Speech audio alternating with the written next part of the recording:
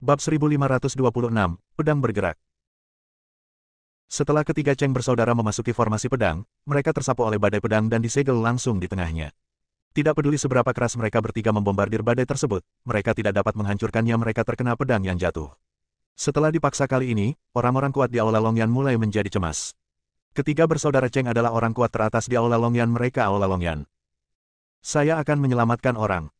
Seorang pria kuat di puncak alam transformasi dewa dari Istana Api Naga bergegas langsung ke formasi pedang. Melawan tekanan ribuan pedang spiritual, dia mengulurkan telapak tangannya, dan gumpalan cahaya spiritual mengelilingi tubuh ketiga saudara laki-laki Cheng, dan secara paksa memindahkan mereka bertiga. Namun, ketika dia keluar dari formasi pedang, tubuhnya sudah berlumuran darah dan dia terluka parah. Seluruh lengan kanannya hampir tidak berguna. Saat dia mengulurkan telapak tangannya, lengan itu ditusuk oleh ribuan pedang. Jika bukan karena kultivasinya yang tingkat lanjut, dia akan jatuh ke dalam formasi pedang saat ini. Untungnya, nyawa ketiga Cheng bersaudara terselamatkan. Melihat pemandangan ini, sebagian besar orang yang hadir telah melepaskan ide untuk memasuki formasi pedang Qiankun. Bahkan pembangkit tenaga listrik puncak alam dewa transformasi tidak dapat menahan formasi pedang ini dan hampir mematahkan lengannya, apalagi mereka. Mereka tidak memiliki kesempatan untuk menggunakan pedang ilahi langit dan bumi. Namun, masih ada sebagian orang yang enggan menyerah. Orang-orang dengan tingkat kultivasi terendah semuanya berada di tahap akhir alam transformasi ilahi. Mereka memiliki ide-ide hebat tentang pedang ilahi Qiankun, dan pedang Qiankun juga telah meningkatkan kemampuan mereka secara signifikan. Hal yang sama juga berlaku untuk Aiden. Meskipun dia sudah memiliki pedang Zixiao, pedang Qiankun terkenal sebagai senjata ampuh di seluruh wilayah bintang Changlan. Bai Xuan melirik Aiden, "Saudara Aiden, apakah kamu punya ide tentang pedang ini?" Aiden tidak menyembunyikan pikirannya, itu wajar. Jika Anda mengatakan Anda tidak punya ide, tidak ada yang akan mempercayai Anda. Namun cara mendapatkan pedang ini telah menjadi masalah besar. Semuanya dari Istana Longyan, kalian baru saja memasuki formasi pedang. Bisakah kalian memberitahu kami semua tentang beberapa masalah yang perlu diperhatikan saat menerobos formasi pedang ini? Seorang pria kuat di puncak alam transformasi ilahi bertanya, ketika saudara Cheng itu tampak jelek, apakah mereka sengaja mempermalukan mereka? Dewa transformasi puncak dari Istana Longyan yang hampir kehilangan lengannya mendengus dingin, tidak bisakah kamu masuk dan mengalaminya sendiri, mengapa repot-repot bertanya kepada kami? Anda ingin menghancurkan formasi, tetapi kami tidak memiliki kemampuan. Percuma meminta kami. Pria itu sangat bijaksana dan tidak bertanya lagi. Orang-orang kuat di Istana Longyan jelas sangat tidak senang sekarang. Jika pihak lain tidak memberitahu mereka, akan sulit bagi mereka untuk memasuki formasi. Itu akan terlalu berbahaya. Lebih baik menyerah. Seseorang menghela nafas. Meskipun dia juga memiliki pemikiran tentang pedang Qiankun, jika dia ingin mendapatkan pedang itu, dia mungkin akan membayar harganya dengan nyawanya. Apakah kamu menginginkan pedang itu? Aiden bertanya pada Bai Xuan di sebelahnya, dan mata Bai Xuan berubah, ya, tentu saja. Kalau kamu bilang tidak mau, itu iblis. Saya dapat membantu Anda. Aiden tersenyum tipis. Kamu membantuku. Bai Xuan tercengang. Bukankah Aiden menginginkan pedang itu? Ia tidak meragukan kemampuan Aiden. Sebagai raksasa pavilion Taichang, tidak sulit mendapatkan pedang.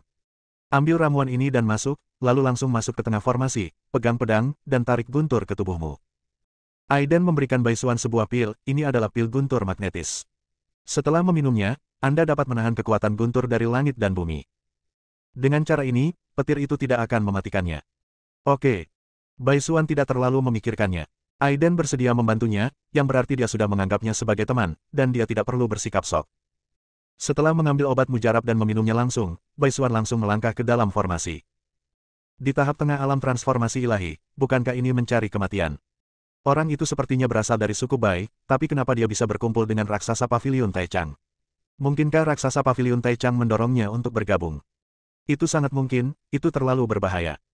Seseorang memulai teori konspirasi, menempatkan Aiden pada posisi yang tidak adil. Tapi Aiden tidak peduli ketika dia mendengar suara-suara ini. Orang-orang itu hanya menilai seorang pria yang berhati jahat. Para tetua klan Bai juga terkejut saat melihat Bai Xuan masuk. Bai Chen mengerutkan kening, apa yang sedang dilakukan Bai Xuan ini? Apakah kamu akan masuk untuk mati? Kenapa repot-repot dengan dia, biarkan saja dia mati. Bai Yu mendengus dingin, kematian Bai Xuan sangat cocok untuknya, kematian yang baik. Dia ingin bertepuk tangan dan bersorak. Namun fakta segera mengejutkannya. Bai Xuan, yang memasuki formasi, tidak mati tersambar petir seperti yang dia bayangkan, sebaliknya, dia berenang bebas di antara guntur, seolah-olah dia telah datang ke dunianya sendiri. Hal ini tentu saja mengejutkan semua orang. Bai Xuan baru dalam tahap tengah menjadi dewa. Ini tidak masuk akal. Semua orang melihat ke arah klan Bai dan melihat bahwa semua orang di klan Bai memiliki ekspresi terkejut di wajah mereka. Jelas sekali perilaku Bai Xuan di luar dugaan mereka. Semua orang sepertinya mengerti apa yang sedang terjadi. Raksasa Paviliun Taichang, Aiden. Tampaknya dialah satu-satunya di sini yang memiliki kemampuan tetapi belum mengambil tindakan, dan Bai Xuan mengambil tindakan berdasarkan instruksinya. Sangat mungkin dia memberi Bai Xuan beberapa kemampuan untuk memasuki formasi atas namanya. Memikirkan hal ini, wajah semua orang merasakan sakit yang membara. Pikiran mereka barusan tidak diragukan lagi didasarkan pada pikiran jahat mereka untuk berspekulasi tentang pikiran Aiden. Aiden tidak ingin menyakiti Bai Xuan, tetapi sangat ingin dia mendapatkan pedang itu. Bai Chen berkata dengan dingin, Aiden membantunya. Bai Yu di samping merasa cemburu, mengapa Aiden tidak memilihnya. Pada saat ini, Bai Xuan, yang berada dalam formasi, telah mendekati pedang batu besar itu. Aiden memandang Bai Xuan, berharap dia bisa berhasil. Telapak tangan Bai Xuan menyentuh pedang batu. Pada saat ini, seberkas cahaya guntur turun dari kehampaan, seolah-olah hendak membelah tubuh Bai Xuan. Kulit kepala semua orang menjadi mati rasa saat melihat sinar yang menggelegar itu datang kepada mereka, niscaya jiwa mereka akan tercerai-berai dan mereka akan mati tanpa tempat untuk dikuburkan. Tapi Bai Xuan tidak merasakan ketidaknyamanan apapun setelah menahan kekuatan guntur. Tangannya masih memegang pedang, dan dia tidak terbunuh seperti orang sebelumnya sama sekali. Menarik guntur ke dalam tubuh. Bibir Aiden bergerak sedikit, dan suara halus terdengar di telinga Bai Xuan. Bai Xuan mengangguk sedikit, dan segera dengan pikiran di benaknya, kekuatan di tubuhnya dilepaskan keluar, dan guntur dalam formasi melonjak ke dalam dirinya. Tubuhnya, dia mengerahkan kekuatan dengan telapak tangannya, langsung menggenggam pedangnya, lalu mencabutnya. Ledakan, tanah bergetar hebat, seluruh formasi bergetar, dan gelombang kekuatan pedang menyebar ke segala arah. Pedang itu bergerak. Bab 1527, membunuh dan merebut pedang. Bai Xuan mengaktifkan pedang Qiankun, dan kekuatan langit dan bumi yang terkandung dalam pedang batu dilepaskan, menimbulkan badai. Semua orang mundur, dan kekuatan formasi menyebar ke segala arah mati. Namun masih ada orang yang tidak mau mundur, seperti Bai Yu dari suku Bai. Dia mengambil satu langkah ke depan, mengubah tubuhnya menjadi seberkas cahaya dan bergegas ke depan, mencoba merebut pedangnya. Ledakan. Terdengar suara keras, dan sebelum Bai Yu bisa menyentuh pedang batu itu, dia terpesona oleh aliran udara yang menakutkan. Wajahnya berubah sangat jelek untuk sesaat, dan pedang itu benar-benar memukul mundurnya. Mengapa? Dia tidak mau menyerah dan ingin terus mengambil pedang, tetapi ada gerakan tiba-tiba di tubuhnya. Saat berikutnya, seteguk darah muncrat dari tenggorokannya dengan satu lutut. Bai Yu, apa kabarmu? Di belakangnya, Bai Chen dengan cepat melangkah maju untuk mendukung Bai Yu. Bai Yu batuk 2 suap darah lagi dan mengangkat kepalanya dengan susah payah untuk melihat Bai Xuan di tengah badai. Auranya melonjak, tapi dia ditolak. Kita tidak punya peluang dengan pedang, ayo pergi dulu. Bai Chen berbisik bahwa mereka belum pernah akur dengan Bai Xuan sebelumnya, dan jika Bai Xuan mendapatkan pedang, dia pasti tidak akan terlihat baik pada mereka. Jika aku tidak pergi, bagaimana jika Bai Xuan mendapatkan pedangnya? Apakah dia masih bisa membunuhku? Bai Yu tidak mau pergi. Bai Chen menghela nafas berat dan diam-diam berpikir bahwa Bai Yu masih terlalu muda. Dia sekarang lebih dihargai daripada Bai Xuan di antara klan Bai, tapi itu belum tentu terjadi setelah Bai Xuan mendapatkan pedang akan disukai oleh orang-orang besar di klan. Dia sangat dihormati dan statusnya meningkat tajam. Dan jika Bai Yu dan Bai Xuan datang ke sini bersama-sama dan tidak mendapatkan apa-apa, Anda bisa membayangkan apa yang dipikirkan orang-orang di klan. Mari kita lihat apa yang dia katakan dulu. Bai Chen berkata, karena Bai Xuan tidak mau pergi, mereka hanya bisa menunggu dan melihat, mungkin Bai Xuan akan pergi bersama mereka. Berpikir seperti ini, Bai Chen melirik Aiden yang berdiri di samping. Jika bukan karena orang ini, Bai Xuan tidak akan pernah bisa mengendalikan pedang Qiankun dengan mudah. Pada saat ini, Bai Xuan mendatangi Aiden, memegang pedang di tangannya dengan ekspresi bersemangat di wajahnya. Pedang Qiankun, yang awalnya hanya pedang batu, bersinar dengan cahaya keemasan gelap setelah jatuh ke tangan Bai Xuan. Hanya dengan melihatnya, orang dapat mengatakan bahwa pedang ini luar biasa. Saudara Aiden, aku akan memberimu pedang itu. Bai Xuan tidak ingin menyimpan pedang itu sebagai miliknya, jadi dia memberikan pedang itu kepada Aiden. Mengapa memberikannya kepadaku? Aiden tampak bingung. Jika bukan karena bantuan saudara Aiden, saya tidak akan pernah mendapatkan pedang Qiankun. Sekarang setelah saya mendapatkan pedang itu, secara alami pedang itu akan menjadi milik saudara Aiden. Terlebih lagi, saya telah menunjukkan kekuatan saya di depan semua orang. Ini adalah cukup. Aku, Bai Xuan, bukanlah orang yang serakah. Kata-kata Bai Xuan membuat Aiden merasa sangat bahagia. Tidak banyak orang seperti Bai Xuan di dunia saat ini.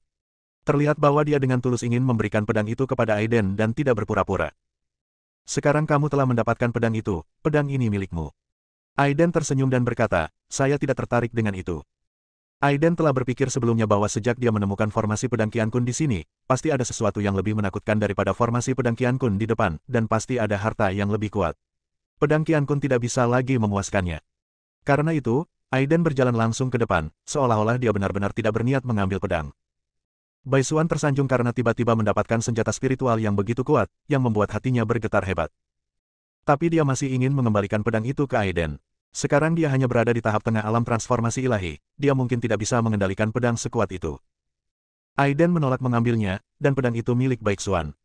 Melihat pemandangan ini, semua orang menelan ludah mereka. Bai Xuan tidak ingin memberikannya kepada mereka, tapi itu jelas tidak mungkin. Jika Aiden tidak menginginkannya, pedang itu secara alami akan menjadi milik Bai Xuan. Dengan pedang ini, Bai Xuan bahkan bisa bertarung melawan orang kuat di tahap akhir alam dewa transformasi.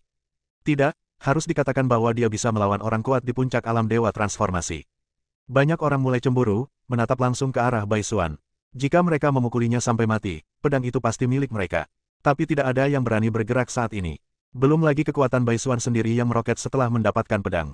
Aiden belum pergi, dan ada suku Bai berdiri di belakang Bai Xuan, yang tidak mudah untuk dihadapi dengan. Bai Xuan, kembalilah. Pada saat ini, sebuah suara terdengar dari belakang Bai Xuan, itu adalah Bai Chen. Bai Xuan melihat kembali ke pihak lain dan berkata sambil tersenyum, "Tetua, apa yang bisa saya lakukan? Ini memang hal yang sangat penting. Anda telah mendapatkan pedang Qian Kun, yang sangat penting bagi klan Bai kami. Tolong serahkan pedang ini kepada saya untuk saat ini. Kami akan membahas kepemilikannya setelah kembali ke klan." Mendengar ini, semua orang tidak bisa menahan cibiran. Orang tua Bai Chen ini benar-benar berbahaya dan licik. Akankah pedang ini tetap menjadi milik Bai Xuan setelah kembali ke klan? Kata-kata ini bahkan tidak bisa menipu anak berusia 3 tahun, jadi mengapa Anda menipu dia seperti Bai Xuan? Sebelum Aiden pergi jauh, dia juga tertawa ketika mendengar kata-kata Bai Chen, tapi itu adalah senyuman yang menghina dan sinis. Saat dia mengambil pedang, dia tidak melihat lelaki tua itu bergerak mulai bertindak nakal. Tapi sekarang pedang itu milik Bai Xuan, dia tidak perlu menjaganya. Jika Bai Xuan bersedia memberikan pedang itu kepada pihak lain, dia tidak bisa berkata apa-apa. Namun, jika Bai Xuan tidak bodoh, dia tidak akan pernah menyerahkan pedangnya. Bai Xuan menoleh dan menatap Bai Chen. Tentu saja dia tahu apa yang dipikirkan Bai Chen. Senyuman muncul di bibirnya, "Saudara Aiden mendapatkan pedang Qian Kun ini untukku. Itu bukan milikku sendiri. Jika yang lebih tua menginginkannya, kamu bisa bertanya pada saudara Aiden apakah dia setuju." Wajah Bai Chen berubah jelek. Biarkan dia bertanya pada Aiden. Dia hanya pernah mendengar nama Aiden dan beberapa perbuatannya sebelumnya. Selain itu, keduanya tidak memiliki kontak sama sekali. Minta Aiden memberinya pedang. Lelucon yang luar biasa. Bai Xuan mengatakan ini untuk menutup mulutnya dan membuatnya tidak bisa berkata-kata. Bai Xuan, jangan lupakan identitasmu. Bai Yu menahan bola amarah, dan itu meledak saat ini. Bai Xuan tidak mau kalah. Dulu, Bai Yu selalu menggunakan statusnya untuk menindasnya, tapi sekarang dia tidak perlu takut sama sekali. Dengan pedang ini, statusnya di klan secara alami luar biasa, karena senjata ajaib ada terlalu banyak orang kuat yang telah mengubah statusnya, dan Bai Xuan juga ingin menggunakan pedang Qian Kun untuk mengubah statusnya di klan. Sebab, dia melirik ke arah Bai Yu, kamu tidak perlu.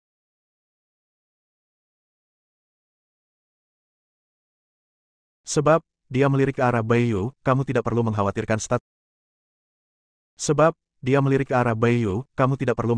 statusku di klan. Pedang ini ada di tanganku sekarang. Jika kamu menginginkannya, kamu bisa datang dan mengambilnya. Tetapi jika kamu ingin menekanku dengan statusmu di klan, aku khawatir itu tidak akan berhasil. Oke. Bai Yu tertawa dengan marah dan mengucapkan dua kata yang bagus, Bai Xuan, apakah kamu benar-benar berpikir kamu bisa membandingkan denganku jika kamu mendapatkan pedang batu? Katakan padamu, kamu tidak layak. Hari ini, aku akan membunuhmu terlebih dahulu dan kemudian mengambil pedangnya. Bab 1528, Paviliun Bayangan. Setelah Bai Yu selesai berbicara, borgolnya bergetar, dan aliran cahaya putih keperakan mengalir keluar, menghancurkan kehampaan, mencoba menembus tubuh Bai Xuan. Namun, ketika aliran cahaya mengalir ke pedang Qian Kun di depan Bai Yu, kata-kata yang terukir di pedang itu adalah rune tiba-tiba berkedip, dan 18 sinar rune tajam menembus aliran cahaya dan menembus ke dalam tubuh Bai Yu. Bai Yu memuntahkan panah berdarah dari mulutnya, dan tubuhnya tiba-tiba terbang mundur ke atas batu besar, dan tubuhnya langsung dipaku padanya, tidak bisa bergerak. Mata semua orang berkedip sedikit, dan ekspresi keterkejutan yang mendalam muncul di kedalaman pupil mereka. Tingkat kultivasi Bai Yu lebih tinggi dari Bai Xuan, tetapi ketika Bai Yu baru saja bergerak, Bai Xuan tidak bergerak sama sekali. Pedang Qian Kun secara otomatis melepaskan teknik rune yang kuat, menjatuhkan Bai Yu dan memakukannya ke tubuhnya batu besar. Kamu bukan lagi lawanku sekarang. Bai Xuan berbicara dengan acuh tak acuh, dan Bai Yu mengertakkan gigi karena marah tetapi tidak berdaya. Kekuatan Bai Xuan dengan pedang Qian Kun memang tidak seperti dulu. Akan sulit bagi Baiyu untuk mengalahkannya kecuali dia juga memiliki senjata spiritual dari tingkat yang sama. Pada saat ini, Bai Xuan punya ide lain di benaknya, yaitu membunuh Baiyu secara langsung. Tempat ini adalah alam rahasia Tanah Suci Sembilan Roh.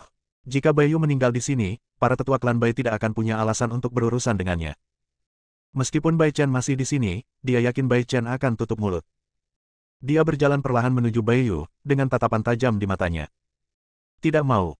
Bai Chen melihat apa yang dipikirkan Bai Xuan dan bergegas keluar untuk menghentikannya.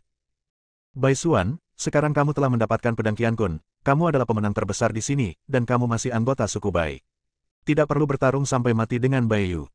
Di akhir kalimat, Bai Chen kembali menatap Baiyu dan menghela nafas tak berdaya.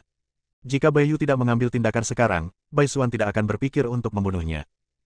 Selamatkan nyawanya. Bai Chen memohon pada Baiyu, dan sekarang bahkan dia tidak yakin bisa mengalahkan Bai Xuan. Bai Xuan tidak langsung berbicara, tetapi menatap Aiden, seolah menanyakan pendapatnya. Jika kamu melepaskannya sekarang, dia mungkin tidak akan melepaskanmu di masa depan. Aiden mengeluarkan suara. Semua orang malu. Aiden menyuruh Bai Xuan untuk membunuh Baiyu secara langsung tanpa meninggalkan masalah lebih lanjut. Su, aku tidak punya permusuhan denganmu, kenapa kamu ingin menyakitiku seperti ini? Baiyu berteriak. Tertawa. Cahaya pedang emas gelap melewati tenggorokan Baiyu, darah berceceran di mana-mana, dan Baiyu mati di tempat. Keringat dingin mengucur di dahi Bai Chen, tetapi dia tidak berani mengatakan apapun, yang akan menyinggung perasaan Bai Xuan, takut akan sulit baginya untuk hidup. Bai Chen berbalik dan pergi. Bai Xuan tidak mengejar, tetapi berbalik dan mendatangi Aiden. Saudara Aiden, bisakah kamu ikut denganku? Bisa. Aiden mengangguk. Dia mengagumi pemuda di depannya atas pembunuhannya yang tegas. Semua orang berpencar, dan bahkan nyawa mereka sendiri dalam bahaya jika mereka tetap tinggal di sini. Jika kamu membunuh Baiyu, aku khawatir orang Bai tidak akan melepaskanmu. Jika aku tidak membunuhnya, mereka tidak akan membiarkanku pergi. Bai Xuan menatap ke langit, sepertinya mengingat masa lalu. Meskipun saya dari suku Bai, saya tidak dilahirkan dari suku Bai. Ibu saya dari suku Bai, tetapi ayah saya bukan, jadi mereka semua menganggap saya sebagai orang asing. Bai Xuan menunduk dan melihat pedang Qiankun di tangannya, jika saya mendapatkan kekuatan, mereka secara alami akan mengagumi saya. Jika saya mati, mereka mungkin tidak sedih, tetapi mungkin diam-diam bahagia. Saya mendapatkan pedang Qiankun hari ini, dan ketika aku kembali ke klan, aku juga akan diambil oleh beberapa orang dengan nama tertentu. Daripada menjadi anak domba untuk disembelih, lebih baik melawan dan membunuhnya. Jelas sekali bahwa Bai Xuan menahan terlalu banyak kebencian.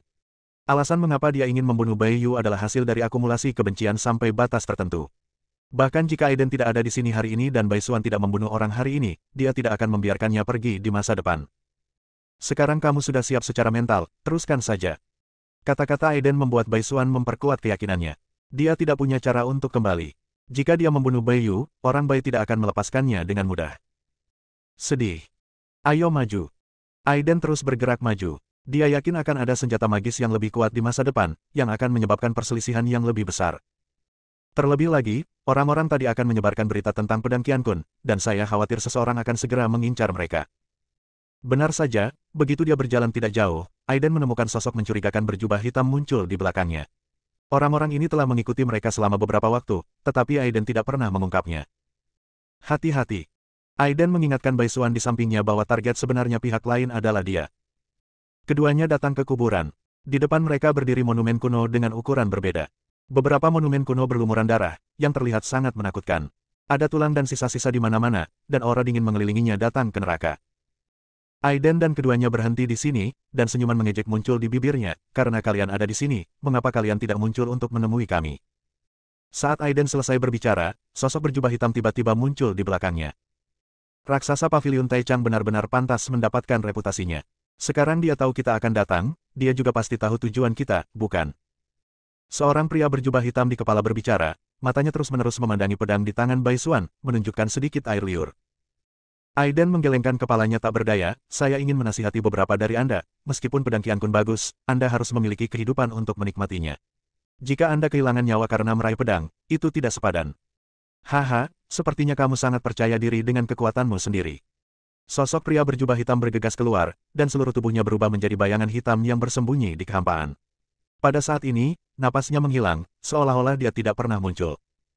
Tapi Aiden tahu bahwa dia ada di sekitar, jadi dia hanya menggunakan semacam metode penyembunyian untuk melancarkan serangan diam-diam ke arahnya. Pihak lain tahu bahwa dialah fokusnya. Selama dia dikalahkan, Baisuan yang tersisa secara alami tidak perlu ditakuti. Teknik penyembunyian Shadow Pavilion benar-benar kuat, tapi, jika menurutmu ini bisa menyelesaikan pertempuran, apakah kamu terlalu meremehkanku, raksasa Pavilion Taichang? Aiden dengan kuat meraih kekosongan itu dengan telapak tangannya, dan pusaran hitam tiba-tiba terbentuk. Seolah-olah dipatahkan secara paksa oleh Aiden, sesosok tubuh ditarik keluar dari tengah pusaran. Itu adalah pria berjubah hitam tadi. Tetapi pada saat ini, dia tidak lagi memiliki kesombongan seperti sebelumnya, dan wajahnya menunjukkan ekspresi kaget dan tidak percaya. Bagaimana Aiden memecahkan teknik penyembunyiannya? Sangat menakutkan untuk menemukan lokasinya hanya dengan meraihnya. Terlebih lagi, Aiden baru saja mengenali identitasnya, Shadow Pavilion. Berapa banyak lagi yang kamu ketahui? Pria berjubah hitam itu gemetar di dalam hatinya, seolah Aiden tahu segalanya. Bab 1529, Orang Tua yang Menjaga Makam. Aku tahu semua yang ingin kamu ketahui. Aiden tersenyum tipis, saya ingin menasihati Anda, yang terbaik adalah jangan memikirkan tentang pedang Qiankun, jika tidak, Anda akan benar-benar mati dengan menyedihkan. Jika Anda tidak percaya, Anda dapat mencoba lagi. Saya belum membunuh kamu belum. Hatiku, tapi jangan berpikir aku tidak bisa membunuhmu. Suara Aiden menjadi lebih dingin, yang membuat orang-orang di pavilion bayangan ketakutan. Mereka berbalik dan pergi. Terus menatap Aiden dan Baisuan tidak akan ada gunanya bagi mereka, dan bahkan mungkin menyebabkan kematian. Oke, mereka tidak akan merepotkanmu lagi di masa depan. Aiden berbalik dan berkata kepada Baisuan, meskipun Baisuan sekarang memiliki pedang Qiankun, budidayanya sendiri tidak terlalu kuat. Jika pihak lain berniat mengambil nyawanya, dia mungkin tidak bisa keluar dari sini hidup-hidup. Aiden bersedia melindunginya, yang bisa dianggap sebagai hubungan yang baik. Setelah itu, mereka berdua hendak meninggalkan kuburan, tetapi saat Baisuan melangkah keluar, dia tiba-tiba merasakan hembusan angin datang dari belakang, yang membuat hatinya terasa dingin, seolah ada telapak tangan yang terulur dari kegelapan. Untuk menekan tangannya, tampaknya tangannya ditahan di tempatnya, membuatnya sulit bergerak bahkan 1 inci pun. Ada apa? Aiden memandang Baisuan dan merasa ada yang tidak beres dengan dirinya. Tenggorokan Baisuan sepertinya dicubit oleh sepasang tangan dan dia tidak bisa bernapas. Aiden melihat situasinya tidak baik, dan mengaktifkan energi guntur di dalamnya tubuhnya berubah menjadi petir. Sidik jari itu mengenai telapak tangan gelap di tenggorokan Baisuan, dan kemudian terdengar suara kaca pecah. Tubuh Baisuan menjadi jauh lebih rileks tanah. Aiden melihat kembali ke kuburan, dengan kilatan cahaya di matanya. Dia melihat sosok abu-abu besar mengembun di langit di atas batu nisan 2 orang itu. Ini seperti menelan semua orang. Namun, hanya Aiden yang bisa melihat semua ini, Baisuan tidak bisa. Telapak tangan yang mencengkeram tenggorokannya tadi adalah telapak tangan bayangan abu-abu besar itu. Kamu mundur dulu, kata Aiden. Meskipun dia tidak tahu mengapa Aiden mengatakan itu, intuisinya memberitahu Baisuan bahwa masalah ini mungkin tidak sederhana. Hati-hati. Setelah mengatakan itu, Baisuan meninggalkan kuburan. Aiden memandangi sosok besar berwarna abu-abu itu dan berkata, Tuan He Fang ada di sini, mengapa kamu tidak keluar dan menemuinya? Namun, tidak ada yang menanggapi kata-katanya, tetapi Aiden sangat yakin bahwa pasti ada seseorang di sini, dan pihak lain diam-diam mengawasi setiap gerakannya. Karena Yang Mulia menolak untuk keluar, saya tidak punya pilihan selain mengambil tindakan. Cincin ilahi Taiyin. Aiden membentuk segel dengan tangannya, dan lingkaran-lingkaran cahaya es muncul di sekitar tubuhnya. Puluhan ribu lingkaran cahaya es memurnikan udara dingin di sini. Mengikuti pikiran Aiden, lingkaran cahaya dingin meledak dengan keras ke arah sosok abu-abu di depannya, menyegel tubuhnya seperti rantai besar. Bang bang bang. Bayangan abu-abu itu sedang meronta, namun kekuatan Taiyin begitu kuat sehingga tidak diberi kesempatan untuk melepaskan diri sehingga memaksa lawannya untuk muncul. Jika kamu tidak muncul lagi, kekuatan Taiyinku akan mengunci hewan peliharaanmu sepenuhnya. Aiden menyebut bayangan abu-abu itu sebagai hewan peliharaan, dan gelombang fluktuasi tiba-tiba muncul di kehampaan. Nak, kamu termasuk dalam kekuatan yang mana? Sebuah suara tua tiba-tiba terdengar. Yang Mulia, Anda tidak menunjukkan tubuh asli Anda dan Anda hanya berkomunikasi dengan saya seperti ini. Bus. Setelah Aiden selesai berbicara, sesosok lelaki tua berusia 70-an atau 80-an muncul di depan bayangan abu-abu. Jenggot dan rambutnya semuanya putih, dan dia tampak seperti pohon busuk, tetapi aura yang keluar dari tubuhnya sangat menonjol menakutkan. Saya pemilik kuburan ini, Anda juga bisa memanggil saya penjaga makam. Orang tua itu berbicara. Namaku Aiden. Karena pihak lain jujur, Aiden tentu saja tidak akan mengucapkan kata-kata palsu. Apalagi jika pihak lain adalah penjaga makam, dia tidak boleh melakukan apapun padanya. Kamu mengganggu King Xiuku. Penjaga makam berkata, dan orang itu barusan, dia pasti sedang memegang pedang Qiankun di tangannya, tapi menurutku dia tidak layak memegang pedang Qiankun sekarang. Jika pedang itu miliknya, aku khawatir itu salahmu. Aiden tidak menyangka pihak lain bisa melihat begitu banyak secara sekilas, tapi dia hanya tersenyum. Senior bercanda, semuanya adalah takdir. Haha, itu benar. Semuanya adalah takdir. Orang tua yang menjaga makam itu melanjutkan, sejak kamu masuk ke tempat ini, kamu bisa tinggal di sini. Kamu tidak perlu keluar lagi. Hanya ada seseorang untuk diajak bicara, orang tua seperti saya. Saya belum bicara kepada orang normal dalam ratusan tahun. Setelah kata-kata itu jatuh, lelaki tua yang menjaga makam itu perlahan mengangkat telapak tangannya, dan aliran cahaya merah keluar dari lengan bajunya. Aliran cahaya itu terbang ke segala arah kuburan, berubah menjadi penghalang besar yang menutup seluruh tempat. Senior, saya khawatir saya tidak dapat menyetujui permintaan Anda, karena saya masih ingin menemukan api emas teratai terbakar dan harus pergi secepatnya. Aiden menggelengkan kepalanya. Waktu hampir habis dan dia tidak bisa tinggal lebih lama lagi. Ingin mencari api emas teratai terbakar. Haha, tahukah kamu di mana letak api emas teratai yang terbakar? Orang tua yang menjaga makam itu terkekeh, yang membuat Aiden sedikit bingung. Tahukah dia keberadaan Burning Lotus Jin Yan? Aiden ingat apa yang dikatakan para tetua klan Sembilan Roh kepadanya sebelumnya. Mungkin ada keberadaannya jauh di dalam pegunungan api, tapi itu hanya kemungkinan. Jadi, dia menggelengkan kepalanya, saya tidak tahu. Jika kamu tidak tahu, di mana kamu bisa menemukannya? Jika Anda bersedia tinggal di sini, saya dapat mengirim seseorang untuk membantu Anda menemukannya, dan saya tahu lokasi api emas teratai terbakar. Rakyat, apakah ada orang yang hidup di sini? Aiden melihat sekeliling. Tidak ada orang yang hidup di sini. Kemanapun dia melihat ada kuburan. Boom! Pada saat ini, sebuah makam di sebelahnya retak terbuka, dan seorang lelaki berlumuran lumpur merangkak keluar dari sana. Wajah lelaki itu pucat, dan tidak ada jejak kehidupan di tubuhnya. Saya penjaga makam di sini, dan orang-orang di kuburan secara alami berada di bawah kendali saya. Saya bisa meminta mereka melakukan apa saja untuk saya kapan saja selama saya mau. Tapi mereka sudah mati, jadi kenapa repot-repot menodai mereka lagi? Aiden masih menggelengkan kepalanya, saya tidak bisa tinggal di sini.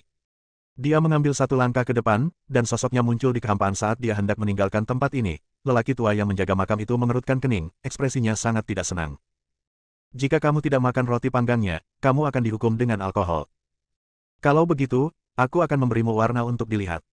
Orang tua yang menjaga makam itu melambaikan telapak tangannya, dan hantu besar di belakangnya menyerang Aiden, menguasai dunia. Aiden menebas ke arah kehampaan dengan satu tangan, dan cahaya pedang yang tajam menebas dan membelah. Kekuatan aturan.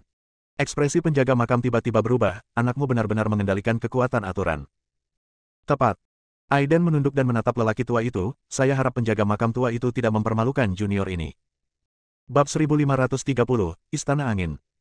Orang tua yang menjaga makam itu terdiam sejenak. Dia tahu bahwa hampir mustahil baginya untuk mempertahankan Aiden yang memiliki kekuatan aturan. Pergilah. Penjaga makam itu melambaikan tangannya, penghalang itu menyebar, dan Aiden berbalik dan pergi. Melihat sosok Aiden yang pergi, penjaga makam itu berpikir keras.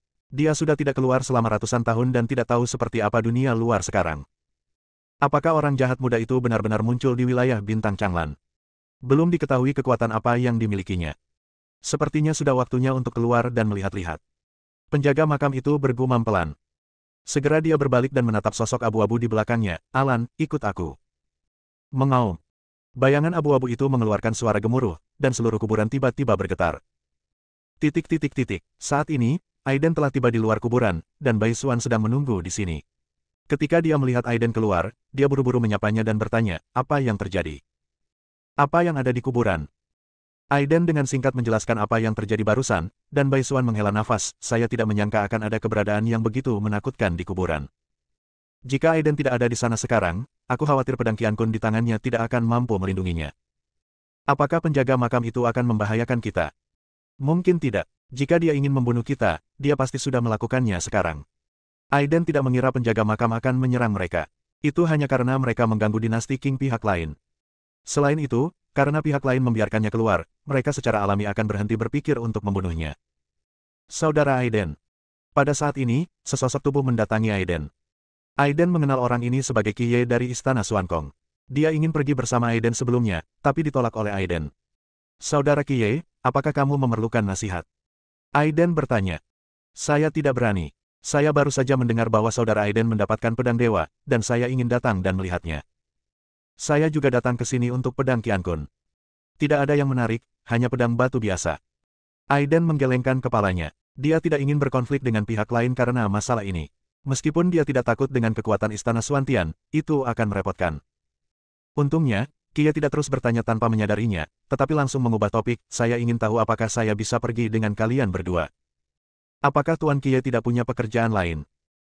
Aiden bertanya sambil tersenyum, yang sudah mengandung makna lain, bahwa dia tidak ingin pergi dengan pihak lain, tetapi Kie tidak peduli, seolah dia tidak mendengarnya, dan melanjutkan, sebenarnya, saya datang ke saudara Aiden kali ini karena saya ingin pergi bersamanya.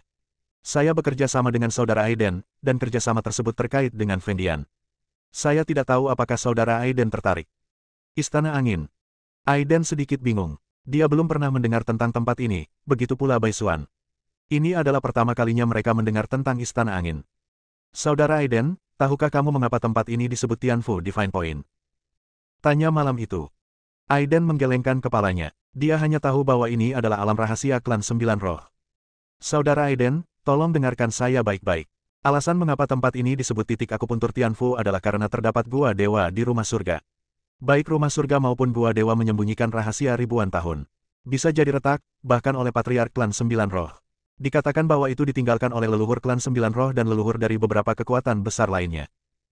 Di bawah Istana Surgawi, terdapat 4 aula utama, yaitu Istana Angin, Istana Air, Istana Api, dan Istana Surgawi. Setiap istana menyembunyikan banyak harta spiritual yang kuat, dan bahkan mungkin berisi artefak. Saat dia mengatakan itu, Kie melirik ke arah Baisuan yang berdiri di samping. Dia jelas tahu bahwa pedang Qiankun ada di tangannya, tapi mungkin ada artefak yang bahkan lebih kuat daripada pedang Qiankun yang tersembunyi di 4 aula. Namun, istana ini juga sangat berbahaya. Kudengar banyak orang telah memasuki istana sebelumnya, tapi kebanyakan dari mereka meninggal secara mengenaskan. Dan hal-hal seperti itu. Aiden mengerutkan kening, jika ada begitu banyak rahasia dan harta karun yang tersembunyi di Gua Ilahi Tianfu, mustahil bagi pemimpin klan Sembilan Roh untuk tidak mengetahuinya. Mengapa dia tidak memasuki tempat ini terlebih dahulu dan mengambil semuanya barang-barang itu untuk dirinya sendiri? Ini sungguh aneh. Anda harus tahu bahwa dengan perolehan harta karun ini, kekuatan klan Sembilan Roh pasti akan mengalami perubahan kualitatif, dan bukan tidak mungkin bahkan menjadi kekuatan terkuat di seluruh wilayah Bintang Changlan.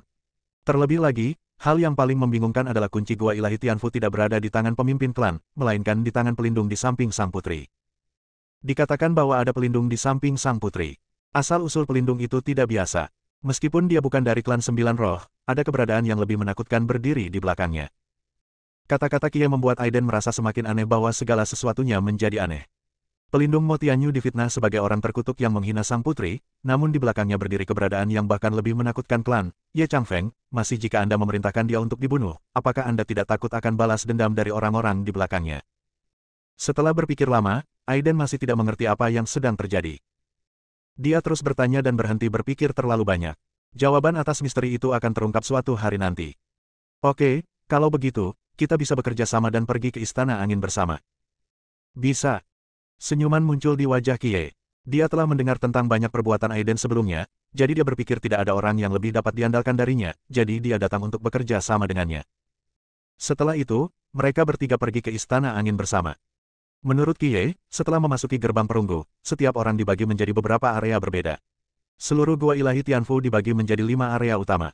4 aula terletak di arah tenggara, barat laut, dan barat laut di daerah. Area terluas kelima ada di tengah. Dikatakan bahwa tidak ada seorang pun yang bisa memasuki pusat area kelima. Aiden dan yang lainnya menuju barat laut, yang merupakan arah Istana Angin. Segera, mereka bertiga tiba di tengah wilayah barat laut. Badai sedang berkecamuk di depan mereka. Itu Istana Angin. Kie menunjuk ke aula utama di depannya dan berkata. Badai di sekitarnya menyapu dan melukai wajahnya. Istana Angin seperti binatang raksasa yang merangkak, memberikan tekanan tertentu pada mereka bertiga. Mereka bertiga berjalan maju, melewati badai, dan tiba di depan Istana Angin.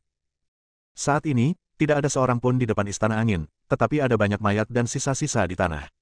Pintu Istana Angin tidak ditutup, seolah menunggu semua orang datang. Di dalam berbahaya. Sebelum dia masuk, Aiden sudah bisa merasakan aura berbahaya, dan intuisinya mengatakan kepadanya bahwa Istana Angin ini tidak sederhana. Tidak peduli betapa berbahayanya, kamu harus masuk, kan? Kie adalah orang pertama yang masuk ke Istana Angin, dan Aiden serta Baisuan masuk tanpa ragu-ragu. Bersambung.